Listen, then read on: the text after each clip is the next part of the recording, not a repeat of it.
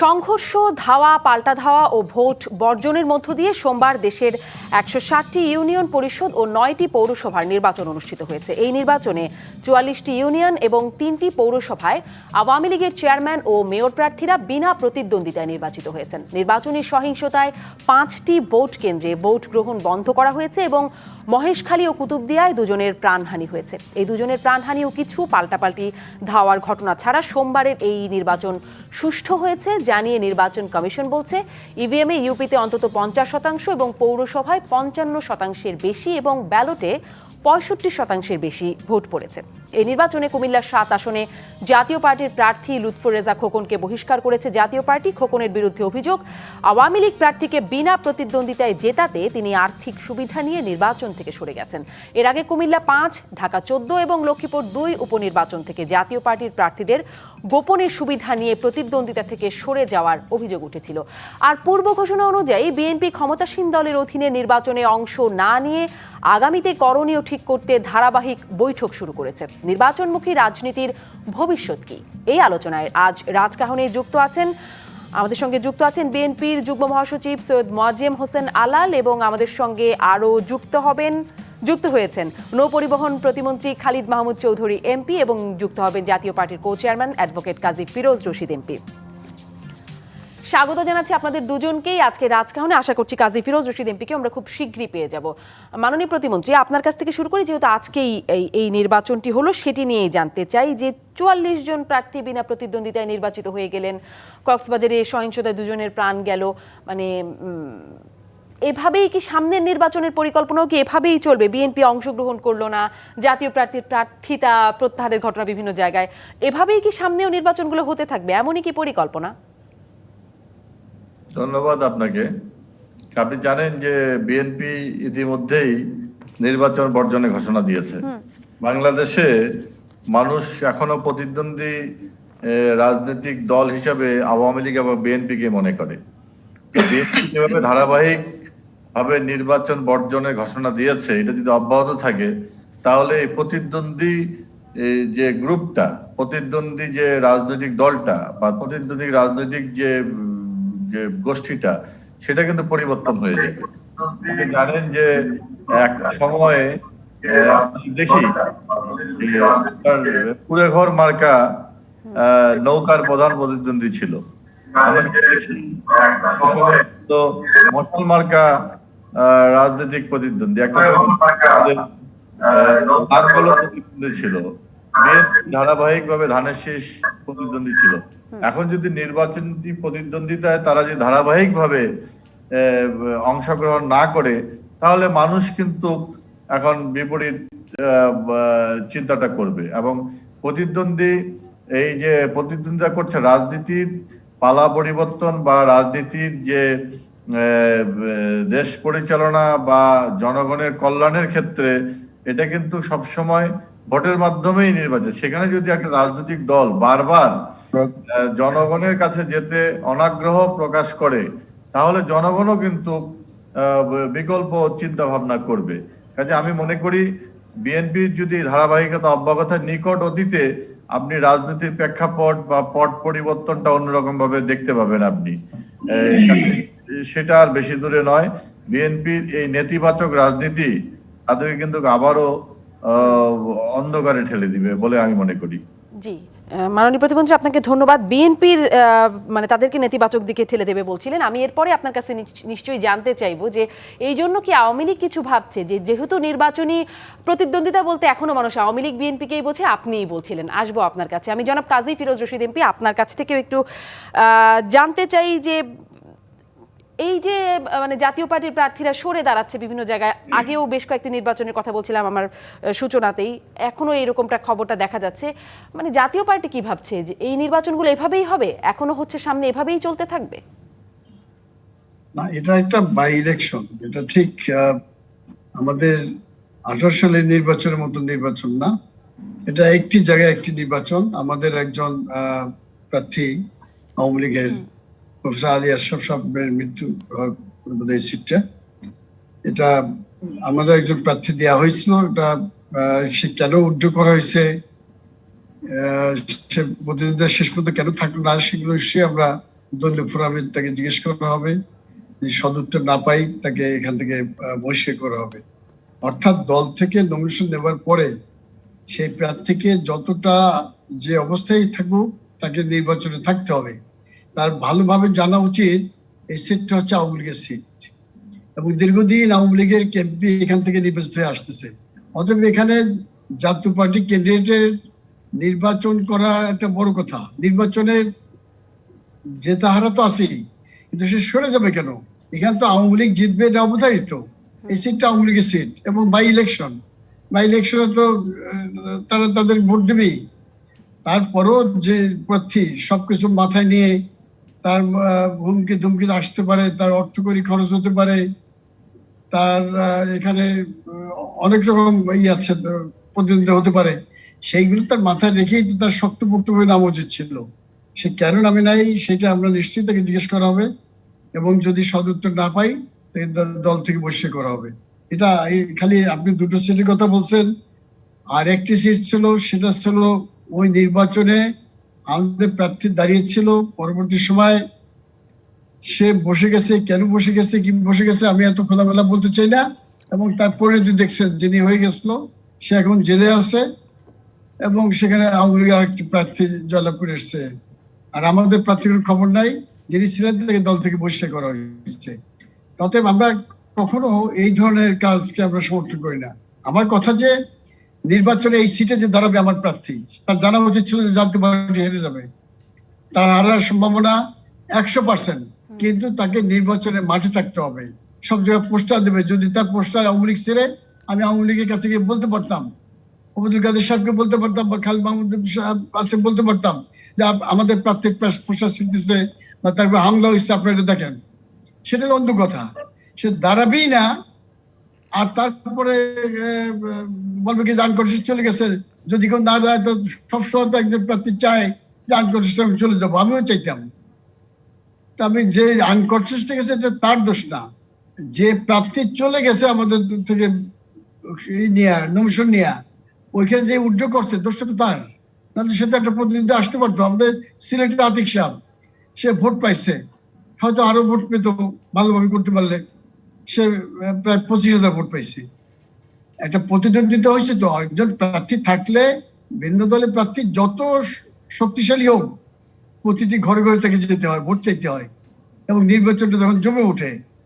আর যদি নির্বাচন মাঠ থেকে সরে যায় তাহলে তো নির্বাচন হয় না। জি, তাহলে সামনে আসলে জাতীয় নির্বাচন আসছে, সেটি নিয়েই তো এত আলোচনা সামনে শুরু হয়েছে। ইতোমধ্যেই আওয়ামী লীগ প্রস্তুতি নিয়েছে, বিএনপি বলছে করবে না।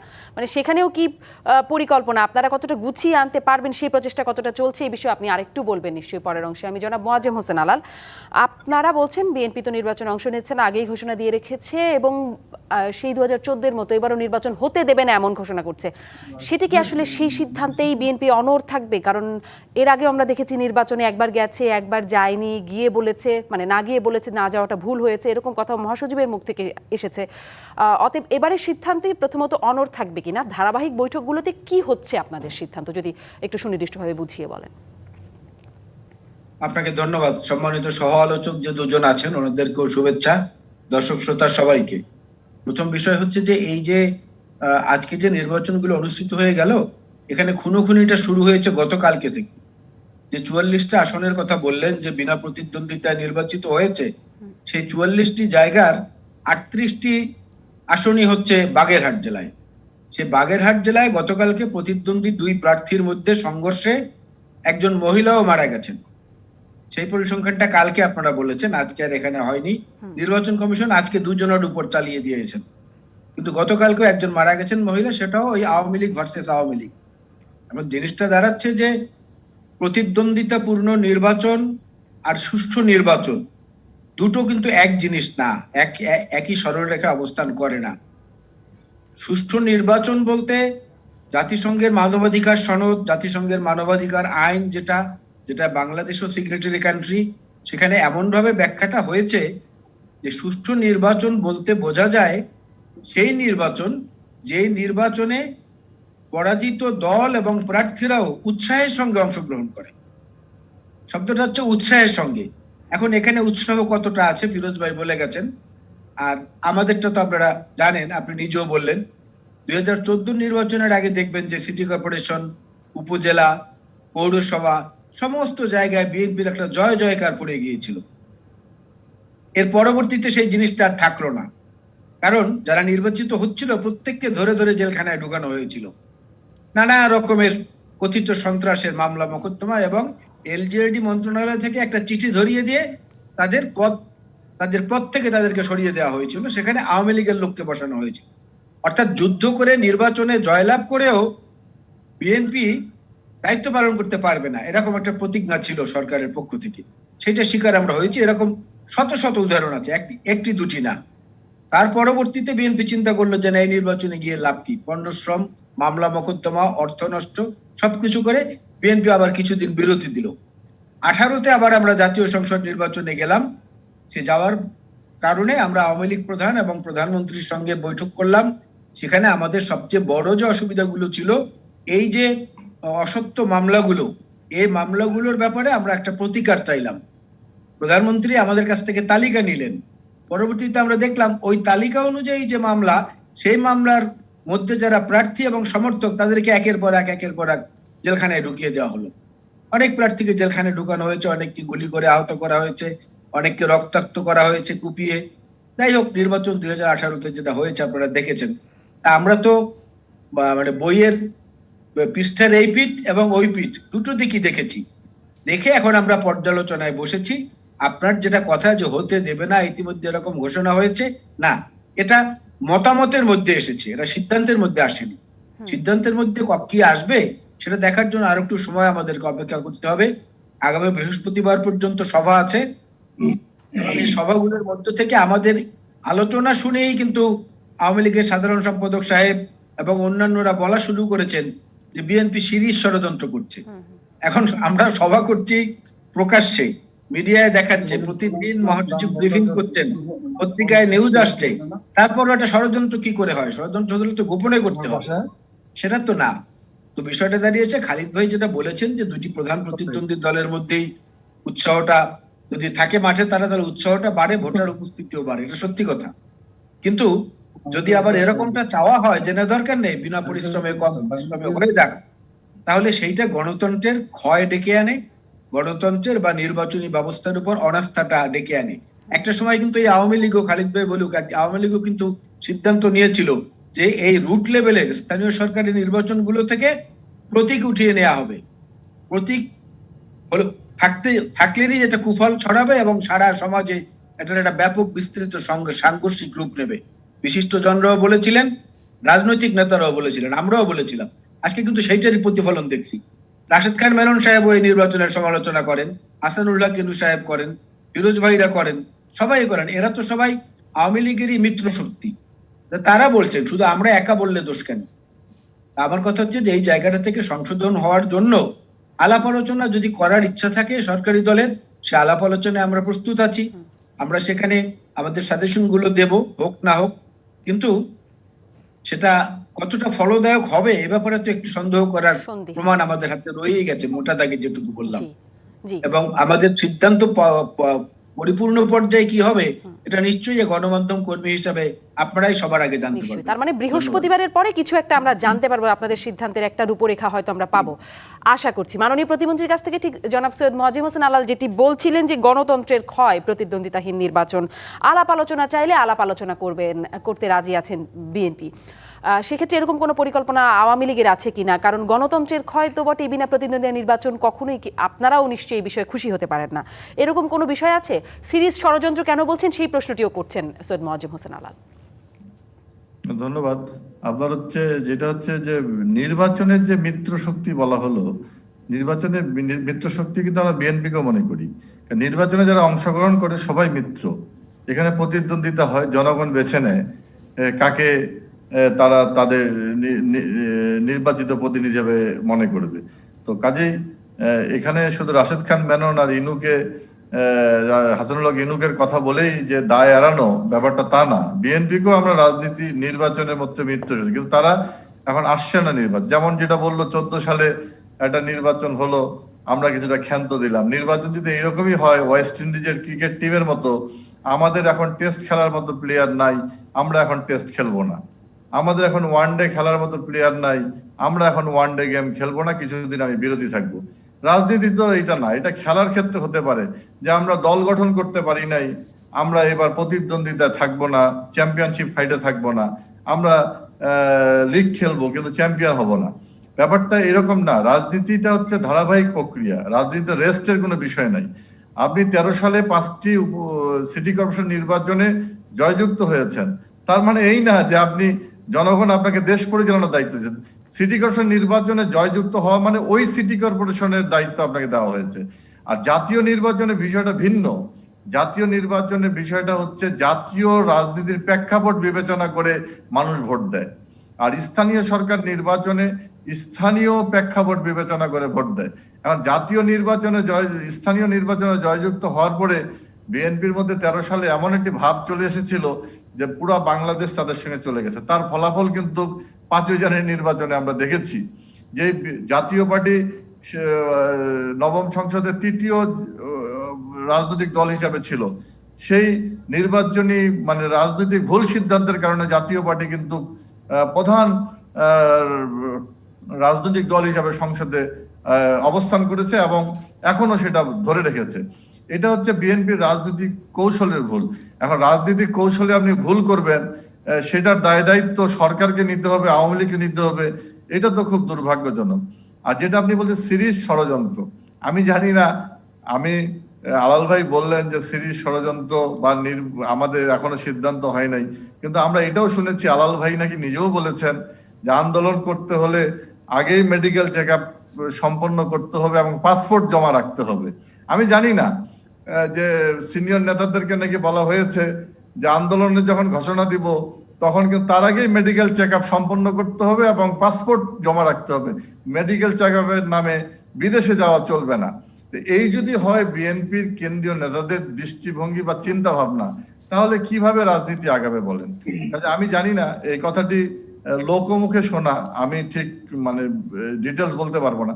তো এই ধরনের কথা যখন বিএনপির সভা থেকে বাইরে আসে তখন তো মানুষ মনে করতেই পারে যে এখানে বহুমুখী কনস্পিরেসি এখানে আছে, কারণ বিএনপির নেতারা আন্দোলনের নামে দেশ থেকে পালিয়ে যেতে চান, না হলে বিএনপির আরেক অংশ কেন সন্দেহ করবে বিএনপির নেতাদেরকে? কারণ আমরা দেখতে পাচ্ছি এই বিষয়টি স্পষ্ট। আপনার এখান থেকে আমি একটা বিরতির পরে এসে সৈয়দ মোয়াজ্জেম হোসেন আলাল নিশ্চয়ই বলবেন যে আন্দোলনের ডাক দিয়ে নেতারা আবার অনুপস্থিত হয়ে যাবেন কিনা। আরো অনেক প্রশ্ন আপনাদের কথা থেকে আসছে, একটা বিরতির পরে এসে নিশ্চয়ই আমি আলোচনায় ফিরছি। জিপিএইচ ইস্পাত নিবেদিত রাজকাহনে একটা বিরতির পর ফিরে এলাম। জিপিএইচ ইস্পাত নিবেদিত রাজকাহনে আমি জনাব সৈয়দ মোয়াজ্জেম হোসেন আলাল, যে প্রশ্নটি বিরতির আগে উঠছিল যে আন্দোলনের ডাক দিয়ে নেতারা রাস্তায় থাকবেন কিনা, শুধু আওয়ামী লীগ না বিএনপির সিনিয়র নেতারা বিভিন্ন জনসভায় একাধিকবার এরকম কথা বলেছেন।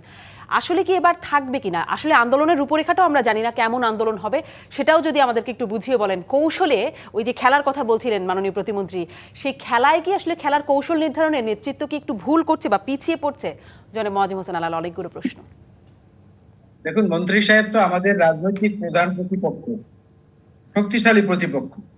তারা কথায় কথায় আমাদেরকে খোঁটা দেবেন এবং খোঁচা দেবেন, দুটোই করবেন, খোঁচাও দিবেন খোঁটাও দিবেন, এটাই তো স্বাভাবিক। সুতরাং তার সব কথা ধরে উত্তর দিতে হবে এমনটা তো না। মন্ত্রী সাহেবকে আপনি যখন জিজ্ঞেস করলেন, আমি যখন আলোচনার অফারটা দিলাম, আপনি সেই প্রসঙ্গে ওনাকে জিজ্ঞেস করলেন, উনি পাশ কাটিয়ে চলে গেলেন অন্য জায়গায়। আবারও করব প্রশ্নটি। হ্যাঁ, ঘুরে ফিরে আসলেন। তো আমার প্রশ্নটা হচ্ছে, মন্ত্রী সাহেবের উত্তরগুলো আমার কাছে এমনটা মনে হলো যে ওই একজনে বলছিল যে আরে ভাই, ফায়ার সার্ভিস নাম কেন? ফায়ার কোথাও লাগলে পরে ও গিয়ে পানি দিয়ে নিভায়, ওটার তো উচিত ছিল নাম রাখা ওয়াটার সার্ভিস। তো ফায়ার সার্ভিস নাম দিল কেন? কিংবা এই যে সেলফিশ ইংরেজিতে, এর বাংলা অর্থ হবে স্বার্থ নিজ বা নিজ স্বার্থ, অর্থাৎ যে তার নিজের স্বার্থ ব্যক্তি দেখে। এটা বাংলা স্বার্থপর কেন? তারপরে যদি জিজ্ঞেস করে যে সাদাও তো একটা রং, কালো তো একটা রং, তো সাদা কালো টেলিভিশন, সাদা কালো ছবিকে আমরা রঙিন বলি না কেন? এখানে তো দুটো রং আছে। এই প্রশ্নের তো কোনো উত্তর আমার জানা নাই। মন্ত্রী সাহেবদের জানা থাকতে পারে, মন্ত্রী সাহেবদের জানা থাকতে পারে। আপনার নিশ্চিত মনে আছে যে মাইকিং করে নির্বাচনের আগের দিন জনসভা করে বলা হয়েছে ধানের শীষের লোকেরা এলাকা ছাড়ো, অমুক লাঙ্গলের লোকের এলাকা ছাড়ো, না হলে হাত পা ভেঙে দেওয়া হবে, এদিকে কেউ আসবে না, যারা নৌকায় ভোট দেবে না তারা এলাকা ছাড়ো। পুলিশের এসপি গিয়ে মাইকিং করে বলেছেন অন্য দলের যারা আছেন সমর্থক তারা চলে যান, আপনারাই দেখিয়েছেন গণমাধ্যমে। তারপরেও যদি বলা হয় যে নির্বাচনে প্রধান প্রতিদ্বন্দ্বীরা না আসলে জমে না, অজুহাত দেখিয়ে সরে যাবে, আমরা কখনোই এই কথাটা আমিও তো বলি নাই যে পাসপোর্ট জমা দিতে হবে বা কিছু করতে হবে। শোনেন, কর্মীদের সঙ্গে যখন নেতাদের ইন্টারাকশন হয় অনেক কথাই হয়, অনেক কথাই হয়। আওয়ামী লীগের নেতারা বলছে না যে বিএনপি ক্ষমতায় এলে যা কামিয়েছো টাকা পয়সা নিয়ে পরিবার নিয়ে ভাগতে হবে, থাকতে পারবা না, একথাটা ওবায়দুল কাদের সাহেব বলেছেন না? কাউয়া মুক্ত আওয়ামী লীগ চাই বলেছেন না? এখন কি সব কথারই ব্যাখ্যা বা এটা ধরা ঠিক নাকি? নেতাদের সঙ্গে কর্মীরা বসলে অনেক রকমের কথা আসে, বাট আমি এই কথাটা কখনোই বলি নাই। আমি বলেছি যে আলাপ আলোচনা যেগুলো হচ্ছে এর মধ্যে থেকে একটা সমন্বিত সিদ্ধান্ত আপনারা নিয়ে তারপরে জানান। মাঠ পর্যায়ে মানুষ বিরক্ত, ত্যক্ত, আওয়ামী লীগের দুর্নীতি দুঃশাসনের ব্যাপারে মানুষকে আমরা হয়তো কাছে পাবো। জি, সব বিষয়ে সংযত আচরণ এবং সংহত সংগঠন, এইটা ছাড়া তো বিজয় লাভ করা মুশকিল। এটা তো আমরা দেখেছি, পরীক্ষিত, সব দলের বেলায় এটা প্রযোজ্য। জি, সংযত আচরণের মাধ্যমে তাহলে সামনের আন্দোলনের রূপরেখাটা কি সেটাও একটু যদি, হয়তো আপনি বলছিলেন বৃহস্পতিবারের পরে হয়তো জানতে চাইবো, তারপরে পরের অংশ যদি আরেকটু শুনতে পারি। আমি মাননীয় প্রতিমন্ত্রী ওই প্রশ্নটি আসলে উত্তর নেওয়া হয়নি, যেটি মোয়াজ্জেম হোসেন আলাল আবারও বলছিলেন যে আলাপ আলোচনার বিষয়টি জনাব মোয়াজ্জেম হোসেন আলাল বলছেন। আমরা দেখেছি 14 নির্বাচনের আগে প্রস্তাব দেওয়া হয়েছে, মন্ত্রণালয় ভাগাভাগির একটা প্রস্তাব, একরকম অফার ছিল। 19 নির্বাচনের আগে আলোচনা হয়েছে, এবারও কি সেরকম কিছু হতে পারে কিনা? একটু আনমিউট করে বলবেন মাননীয় প্রতিমন্ত্রী। আপনি যেটা মোয়াজ্জেম হোসেন আলাল ভাই যে কথা বলেছেন যে আলোচনা তো হতেই পারে, আলোচনার মতো সেই পরিস্থিতি আছে। এখন বিএনপির যে প্রধান তিনি হচ্ছেন বেগম খালেদা জিয়া। তিনি আজকে এতিমের টাকা আত্মসাৎ করার কারণে কোর্টের মাধ্যমে দণ্ডপ্রাপ্ত, তিনি কারাদণ্ড অবস্থায় আছেন। এবং বিএনপির যে পরবর্তী চেয়ারম্যান তারা দাবি করছেন যে যাকে তিনি হচ্ছেন দণ্ডিত আসামি হিসাবে তিনি পলাতক জীবনযাপন করছেন। এখন বিএনপি যদি বলে যে আলোচনা করতে হবে সেই দণ্ডপ্রাপ্ত নেতৃত্বকে নিয়ে, তাহলে কি আওয়ামী লীগের মতো একটা দায়িত্বশীল রাজনৈতিক দল সে আলোচনা কি যেতে পারে? আপনি বলেন, সেটা কি আমাদের যে দেশের রাষ্ট্র কাঠামোর সঙ্গে সাংঘর্ষিক হয়ে যায় না?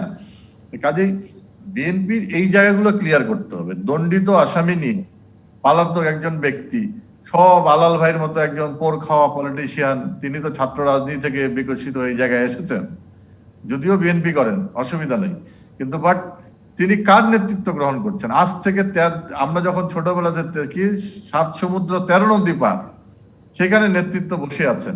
ইস্ট ইন্ডিয়া কোম্পানির মতো, ইস্ট ইন্ডিয়া কোম্পানি যেভাবে ভারতবর্ষ দখল করে শাসন করেছে বছরের পর বছর, ঠিক একই কায়দায় আরেক কোম্পানি এখন লন্ডনে বসে আছে বাংলাদেশ শাসন করার জন্য। এই ধরনের যদি রাজনৈতিক চরিত্র হয়, আপনি আলোচনা কার সঙ্গে করবেন? জি, মাননীয় প্রতিমন্ত্রী, একটু যদি সাথে একটু একটা প্রশ্ন যোগ করি যে আপনি আলোচনার কথা বলছেন, আমরা তো, আপনি যদি শোনেন আমার প্রশ্নটা একটু, আমরা তো দেখছি যে আওয়ামী লীগের প্রার্থীরা দণ্ডিত অবস্থায় নির্বাচন করেছে, এরকম কয়েকটি উদাহরণ আমিই বলতে পারবো, এখনই বলতে পারবো। অতএব আলোচনা করতে কি সমস্যা যদি দণ্ডিত হয়ে থাকে? তো দণ্ডিত, আপনি যে কথাটা বলছেন এটা আপনার কথাটা সঙ্গে আমি একমত নই। এই কারণে দণ্ডিত অবস্থায় রাজনীতি করেছেন, সেটা অবশ্যই কোর্টের একটা অনুমতি ছিল। কোর্টকে ভায়োলেট করে, কোর্টকে অবমাননা করে, কোর্টকে বাইপাস করে নির্বাচন করা বা কোনো কাজের সঙ্গে যুক্ত হওয়া, এটা অ্যাবসলিউটলি অসম্ভব, এটা সম্ভব না। কাজেই এখানে আমি যদি দণ্ডিত হয়ে থাকি, আমি যদি কোনো ধরনের দুর্নীতি মামলায় আমি যদি সাজাপ্রাপ্ত হয়ে যাই, সেটার ব্যাপারে যদি আপিল করি, আপিলের যদি আমাকে যদি সেই সুযোগটা দেওয়া হয় যে তুমি নির্বাচন করতে পারবো, তাহলে আমি নির্বাচন করতে পারি। কিন্তু এখানে তো বিষয়টা এরকম না, আপিল করারও বিষয় না, এটা তো পুরোপুরি পলাতক জীবনযাপন। পলাতক একজন ব্যক্তিকে আপনি নেতৃত্ব মানছেন, আমাকে আপনি আবার ডিবিসির পক্ষ থেকে বলছেন আপনি আলোচনায় বসবেন কিনা, এটা জাতির জন্য দুর্ভাগ্য।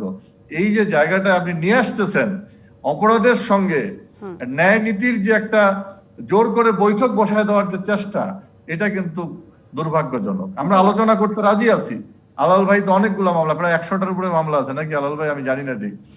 তো সবগুলোতে হয়তো জামিনে আছেন তিনি। তা আমি আলাল ভাই যেহেতু কোর্টে জামিনে আছেন, আলাল ভাইয়ের সঙ্গে কথা বলতে আমার কোনো অসুবিধা নাই। এখন যদি ডিবিসির আলোচনায় আপনি সেই পলাতক আসামিকে আপনি যদি রাখতেন, আমি অবশ্যই আপনার এই আলোচনায় অংশগ্রহণ করতাম না। কারণ এখানে আইন কানুন, এটা স্বাধীন সার্বভৌমত্ব রাষ্ট্র, এখানে তো কোনো মার্শাল ল দিয়ে দেশ চলে না। একদম স্পষ্ট মাননীয় প্রতিমন্ত্রী, একদম স্পষ্ট। আগের বারের নির্বাচনেও খালেদা জিয়া দণ্ডিত ছিল, তবুও আমরা আলোচনাটি হতে দেখেছিলাম। আসবো আপনার কাছে, আমি জনাব কাজী ফিরোজ রশিদ এমপি আপনার কাছ থেকে একটু শুনে নেই যে বিএনপি এখন সক্রিয় হচ্ছে, এই আন্দোলন বলছে, বৈঠক ধারাবাহিক বৈঠক করছে। একটু আপনাদের কাছ থেকেও জানি, আগের অংশে যেমন মাননীয় প্রতিমন্ত্রী বলছিলেন যে বিএনপির একরকম নিষ্ক্রিয়তায় বা খেলায় অংশগ্রহণের জায়গাটা থেকেই জাতীয় পার্টি সংসদের প্রধান বিরোধী দল হয়ে গেছে। এখন আসলে জাতীয় পার্টির ভাবনা কি যখন বিএনপি সক্রিয় হচ্ছে? ধন্যবাদ। আমি প্রথমে একটু ক্লিয়ার করে নিচ্ছি যে কুমিল্লার যে ক্যান্ডিডেট উইথড্র করছে, এই মাত্র খবর আসছে যে তাকে ওখানে যাবার সঙ্গে সঙ্গে তার বাড়ি ঘেরাও করছে, সবাই তাকে বলছে যে তুমি নির্বাচন করবা তো তোমাকে তাহলে হয় জেলে যেতে হবে, নয় তোমার লোকজন সহ অ্যারেস্ট করা হবে। তুমি একটা কাজ করো, তুমি কিছু টাকা পয়সা নিয়ে নির্বাচন থেকে উইথড্র করে চলে যাও। চাপের মুখে তাকে এই উইথড্র করাইছে, পরে সে কুমিল্লা ডিস্ট্রিক্ট কমিটি তাকে এক্সপেল করছে, আমরা তাকে বহিষ্কার করা হয়েছে। কাজী ফিরোজ রশিদ এমপি একটু স্পষ্ট করবেন কে বলেছে এই কথাটা যে নির্বাচন থেকে সরে যাও, না হলে মামলা, ইত্যাদি ইত্যাদি বিষয়? এইটা ক্যান্ডিডেট নিজেই বলছে যে আমি চাপের মুখে, আমার পক্ষে সম্ভব ছিল না, আমি অনেক চেষ্টা করেছি, যা আওয়ামী লীগের চাপের মুখে আমাকে নির্বাচন থেকে সরে যেতে হয়েছে। আওয়ামী লীগ থেকে চাপটা কে দিল?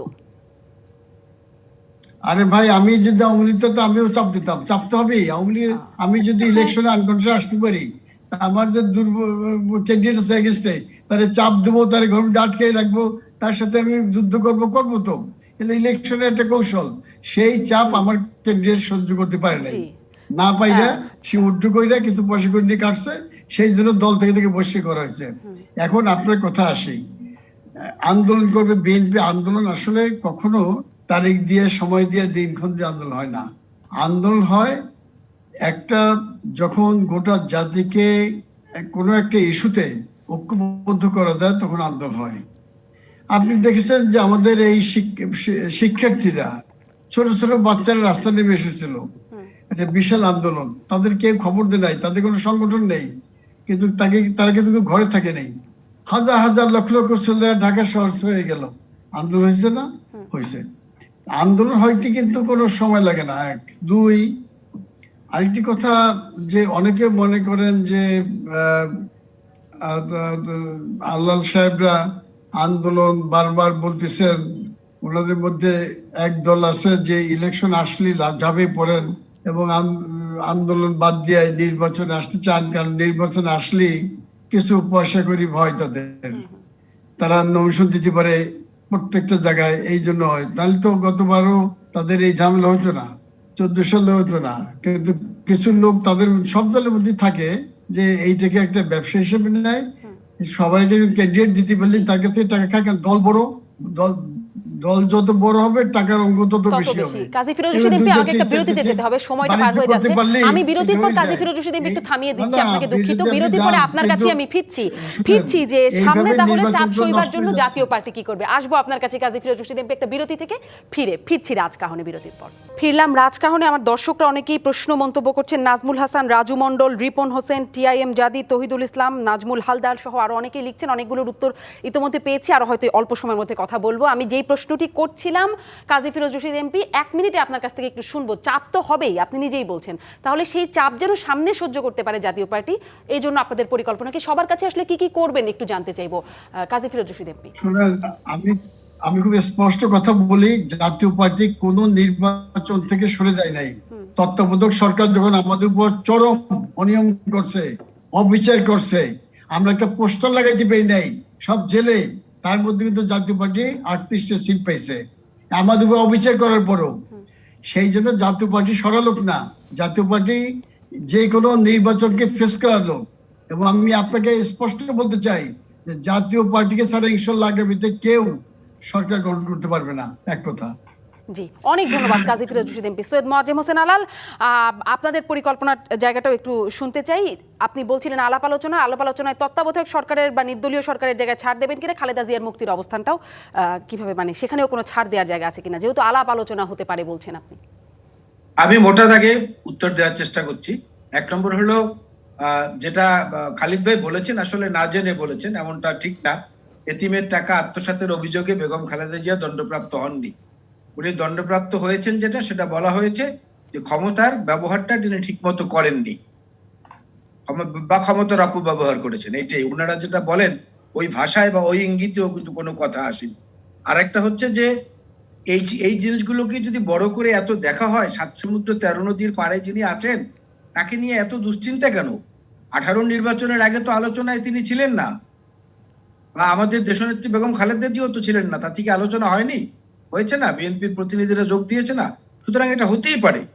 আর যদি বলেন যে ওইভাবে সাজার কারণে এগুলো দিয়ে খোটা দেন, তাহলে তো বলতে হবে যে শেখ সেলিম সাহেব 111-এ আর্মির তত্ত্বাবধানে যেটা বলেছিলেন, মরহুম জলিল সাহেব যেটা বলেছিলেন, বা ওবায়দুল কাদের ভাই যেটা বলেছিলেন আজকে প্রধানমন্ত্রী সম্পর্কে, সেগুলোও কি তাহলে কি মনে করতে হবে সত্য? প্রিজাম্পশন। সুতরাং এই কুতর্ক বাদ দিয়ে ওই যে গণতন্ত্রের ক্ষয় শুরু হয়েছে সেটা ঠিক করতে গেলে পরে যেটা প্রয়োজন সেটা হলো ইনস্টিটিউশন গুলোকে শক্তিশালী করা। হ্যাঁ, ঠিক আছে, আমরা আলোচনায় বসবো না, কিন্তু প্রতিষ্ঠানগুলোকে শক্তিশালী করার জন্য আমরা যথোপযুক্ত ব্যবস্থা নেই। যে কেয়ারটেকার গভর্নমেন্ট যদি ভালোই না লাগে, অন্তত কেয়ারটেকারের যে ক্ষমতাগুলো ছিল সেইগুলো দিয়ে প্রতিষ্ঠানে সেরকম নিয়োগের ব্যবস্থা করি, বিশেষ করে নির্বাচন কমিশনে।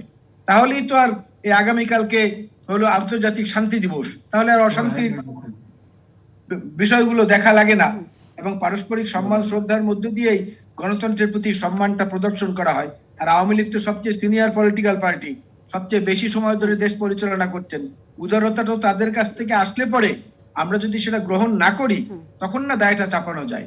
তো মুখস্থ কথা বলে কাজে না লাগিয়ে এটা একটা বড় এবং বেশি সময় দেশ পরিচালনা করা রাজনৈতিক দলের পক্ষে এভাবে শুধু কুৎসা, এটা শোভা পায় না। অনেক ধন্যবাদ সৈয়দ মোয়াজ্জেম হোসেন আলাল, মাননীয় প্রতিমন্ত্রী। উদারতাটা আপনাদের কাছ থেকেই আশা করছে বিএনপি, আপনারা মানে সিনিয়র রাজনৈতিক দল, সেটি হবে কিনা, প্রতিষ্ঠানগুলোকে শক্তিশালী করবার কথা বলছেন।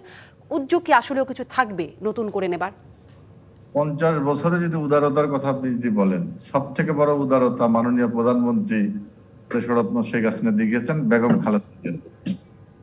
তার নির্বাহী আদেশে বেগম খালেদা জিয়া এখন তার গুলশানের বাড়িতে অবস্থান করছে। এর থেকে বড় উদারতা বাংলাদেশের রাজনীতি কে দেখিয়েছে? যেই খালেদা জিয়া বঙ্গবন্ধুর আবার ব্যক্তি পর্যায়ে চলে এলেন। আমি বলেছি ইনস্টিটিউশন গুলো, বঙ্গবন্ধু সেই উদারতার কথা বলেছি। আপনারা যে পার্লামেন্টে বসিয়েছিলেন, এবং যেই বঙ্গবন্ধুকে জাতীয় পার্টি বসতে,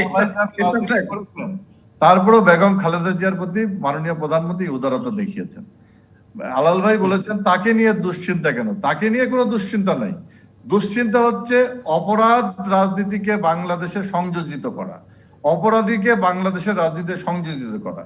তাকে নিয়ে কোনো দুশ্চিন্তার কোনো কারণ নাই। দুশ্চিন্তা থাকলে তো বাংলাদেশে এগিয়ে যেত না। আর 111-এর কথা বলছেন, 111 তো বাংলাদেশের রাজনীতি গলা চিপে ধরেছিল। সেই জায়গা থেকে বাংলাদেশের মানুষকে আমরাই উদ্ধার করেছি। আমরা আপোষ করে তাদের সঙ্গে সেই ধারাবাহিকতা সেই উদ্ধার করেছি বলেই বঙ্গবন্ধুর হত্যাকারীদের বিচার হয়েছে, অপরাধীদের বিচার হচ্ছে, আইনের শাসন প্রতিষ্ঠা হয়েছে, সাংবিধানিক ধারাবাহিকতা এসেছে, অপরাজনীতি, সন্ত্রাস বিরোধী রাজনীতি, জঙ্গি রাজনীতি আজকে নির্মূল হয়েছে। আজকে হেফাজতের আমির বলছে আওয়ামী লীগ যদি 100 বছর ক্ষমতা থাকে আমাদের কোনো আপত্তি নাই, কারণ ইসলাম তাদের কাছে নিরাপদ। এই কথাগুলো তো এমনি আসছে না। কাজে আমরা বলি, তারপরেও কথা বলি, যে কথাগুলো হচ্ছে রাজনীতির, যে কথাটা বলা হচ্ছে যে রাজনীতির যেই মানে সঠিক পরিবর্তনের জন্য আলোচনা হতে পারে, আলোচনা অবশ্যই হবে। সামনের নির্বাচন আছে, বিএনপি বলছে নির্বাচন করব না, নিশ্চয়ই একটা সরকারি দলের উপর চাপ। সরকারি দল যদি সব রাজনৈতিক দলকে নির্বাচনে আনতে পারে, সেটা সরকারি দলের একটা কৃতিত্ব। নিশ্চয়ই সরকারের পক্ষ থেকে সে পদক্ষেপগুলো নেওয়া হবে। আমরা চাই বিএনপি রাজনৈতিক তার চাপ অব্যাহত রাখুক। রাজনৈতিক চাপ অব্যাহত যত থাকবে, বাংলাদেশের গণতন্ত্র তত বেশি বিকশিত হবে। আর রাজনীতি বাদ দিয়ে যদি অপরাজনৈতিক চাপ দেওয়া হয়, তাহলে গণতন্ত্র কিন্তু অনেক অনেক ধন্যবাদ মাননীয় প্রতিমন্ত্রী, অনেক ধন্যবাদ। আশার বার্তা একটা যে সরকার দল পদক্ষেপ নেবে সব দলকে আনতে। আমরা নিশ্চয়ই নিয়ে আরো অনেক কথা বলবার সুযোগ পাবো, আপনাদেরকে পাবো। ধন্যবাদ খালিদ মাহমুদ চৌধুরী, ধন্যবাদ সৈয়দ মোয়াজ্জেম হোসেন আলাল এবং কাজী ফিরোজুদ্দিন এমপি, আপনাদের তিনজনকেই। দর্শক ধন্যবাদ আপনাদেরকেও। আজকের মতো বিদায় রাজকাহন থেকে।